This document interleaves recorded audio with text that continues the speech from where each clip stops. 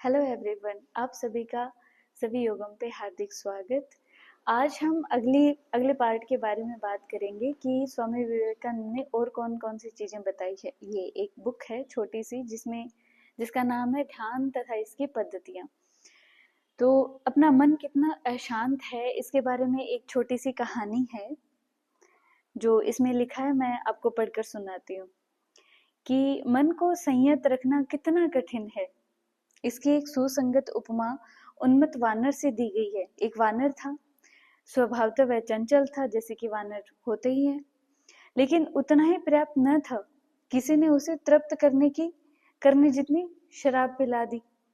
ठीक है, इससे वह और भी चंचल हो गया। उसके बाद उसे एक बिच्छू ने डंक भी मार लिया। तुम जानते हो कि बिच्छू द्वारा डसा व्यक्ति दिन भर इधर उधर कितना तड़फता रहता है। अंततः उस बेचारे बंदर ने स्वयं को अभूतपूर्व दुर्दशा में पाया। तत्पश्चात मानो उसके दुख की मात्रा को पूरी करने के लिए एक दानव उस पर सवार हो गया।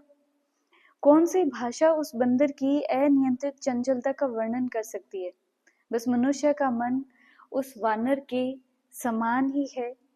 वैसे तो मन का स्वभाव है कि वो चंचल है, फिर वह कामना रूपी मदिरा में मत है।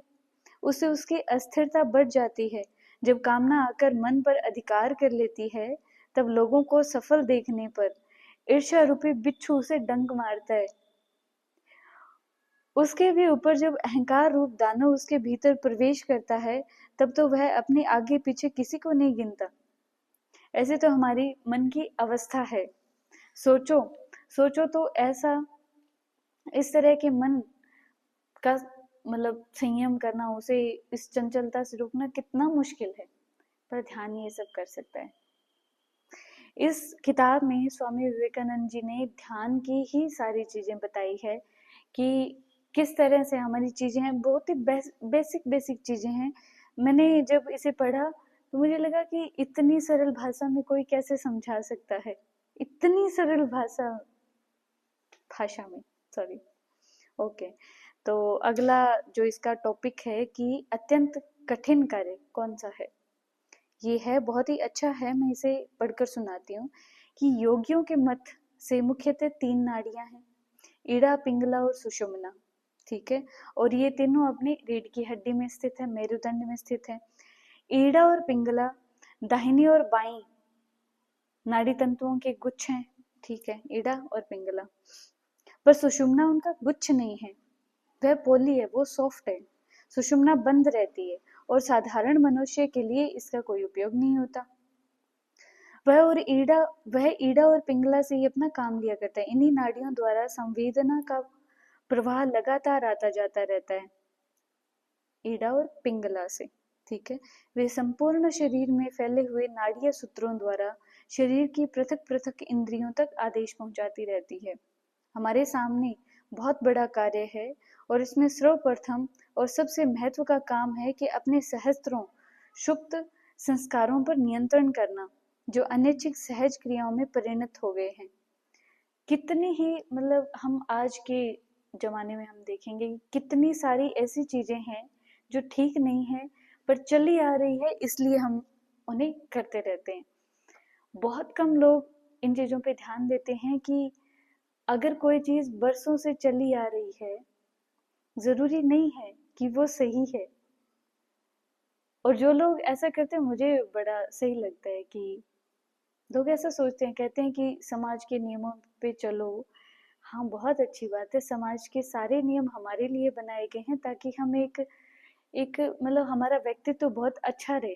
पर बहुत सारी ऐसी चीजें हैं समाज में जो लंबे समय से चली आ रही है, पर वो ठीक नहीं है, उन्हें बदलना चाहिए। ये तो मेरे पर्सनल विचार हो गए। ठीक है, इसमें आगे लिखा है कि यह बात सच है कि असत्कर्म समूह मनुष्य के जागृत क्षेत्र में रहता है, लेकिन जिन कारणों ने इन बुरे कामों को जन्म दिया वे इसके पीछे सुषुप्त, प्रक्षुप्त और अदृश्य जगत के हैं, इसलिए अधिक प्रभावशाली हैं। राइट। अचेतन को अपने अधिकार में लाना हमारे मनन का पहला भाग है, और दूसरा भाग है चेतन से परे चले जाना।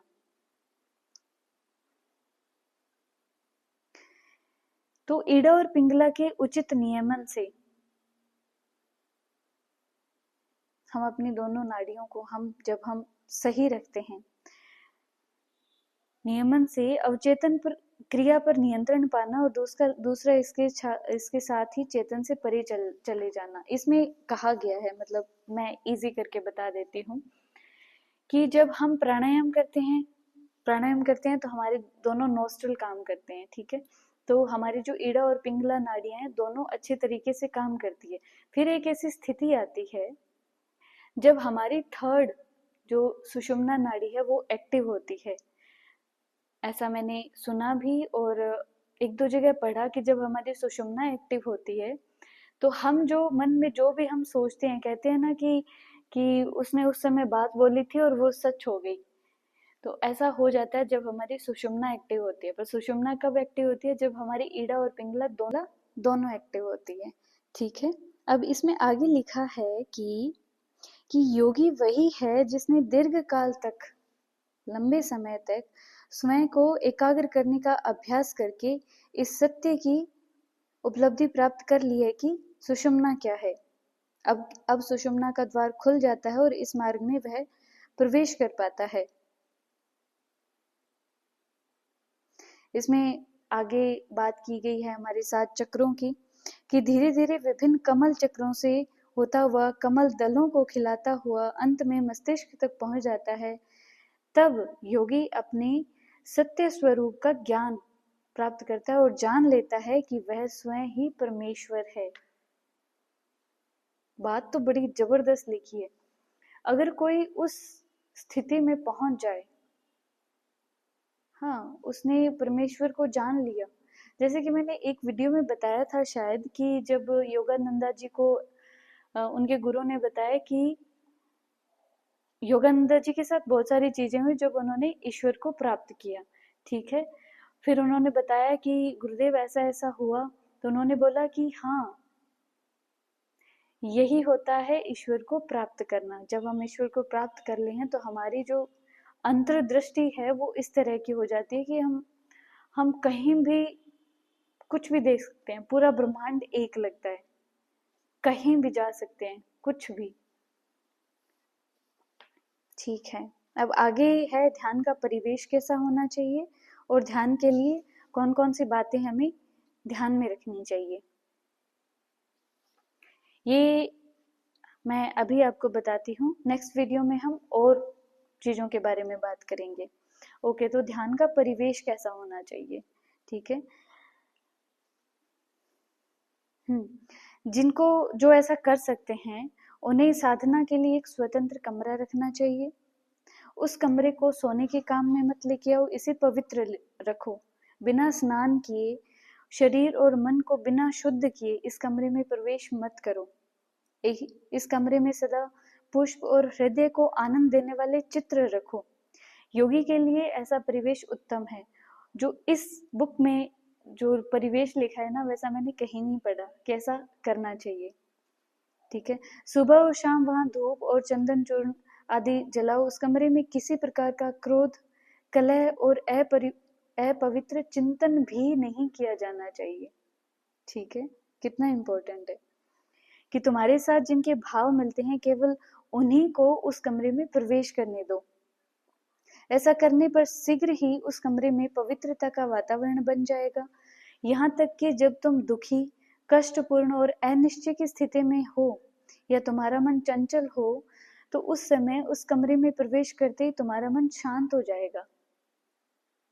मंदिर, गिरजाघर आदि के निर्माण का सच्चा उद्देश्य तो यही था कि वहां जाके व्यक्ति का मन शांत हो सके। पर जैसा कि हम आजकल देखते हैं ऐसा बिल्कुल भी नहीं होता। बिल्कुल तो नहीं कह सकते, होता तो है ही, पर थोड़ा सा कम होता है।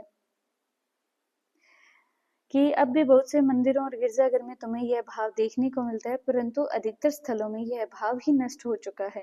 इसमें आदर्श यह है कि चारों ओर पवित्र चिंतन की तरंगे सदा स्पंदित होते रहने के कारण वह स्थान आत्मिक प्रकाश का प्रदीप्त बन जाता है। जो इस प्रकार के स्वतंत्र कमरे की व्यवस्था नहीं कर सकते वे जहाँ इच्छा हो वहीं बैठकर साधना कर सकते हैं।